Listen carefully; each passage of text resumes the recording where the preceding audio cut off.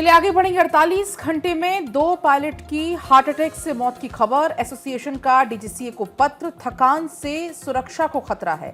Flight duty के नियम सख्ती से लागू करें। 2 पायलट्स की हार्ट अटैक की मौत के बाद देश में कमर्शियल पायलट्स की थकान और उनकी ड्यूटी के घंटों को लेकर विवाद अब ज्यादा बढ़ता हुआ नजर आ रहा है। The airline pilots association of India के नागरिक उड्डयन महानिदेशालय डीजीसीए को एक पत्र लिखकर फ्लाइट ड्यूटी टाइम लिमिटेशन यानी कि एफडीटीएल नियमों को पूरी तरह से सख्ती से लागू करने की मांग की गई। एसोसिएशन ने बताया कि पायलट्स का कहना है कि एयरलाइंस को नियमों में बार बार दी जा रही छूट सुरक्षा और क्रू की सेहत के साथ समझौता है।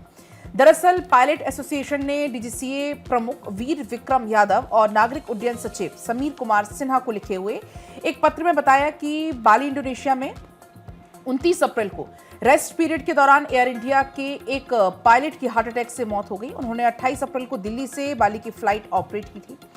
वहीं 30 अप्रैल को बेंगलुरु में ट्रेनिंग सेशन के दौरान आकाशा एयर के एक पायलट, जिसकी उम्र लगभग 40 से 45 साल के बीच बताई जा रही है, इसके हार्ट अटैक से मौत हो गई। एसोसिएशन का कहना है कि 45 साल से कम उम्र में पायलट्स की ये मौतें काम के बढ़ते हुए दबाव, थकान की ओर इशारा करती हैं। और इसी को देखते हुए अब ये कहा जा रहा है कि जो नियम है वो और ज्यादा रंजना सख्त किए जाने चाहिए ताकि सेहत भी अच्छी रहे। रंजना।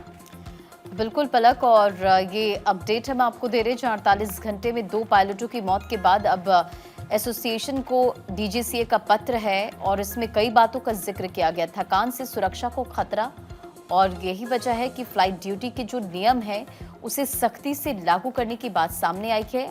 डीजीसीए प्रमुख वीर विक्रम यादव और नागरिक उड्डयन सचिव समीर कुमार सिन्हा को लिखे लेटर में बताया गया है कि इंडोनेशिया में 29 अप्रैल को रेस्ट पीरियड के दौरान एयर इंडिया के एक पायलट की हार्ट अटैक से जान चली गई। उन्होंने 28 अप्रैल को दिल्ली से बाली की फ्लाइट ऑपरेट की थी। दूसरी खबर ये सामने आई कि 30 अप्रैल को बेंगलुरु में ट्रेनिंग सेशन के दौरान भी एक पायलट की हार्ट अटैक से जान चले गई और उसके बाद जो नियम है उसे सख्ती से लागू करने की बात सामने आई है।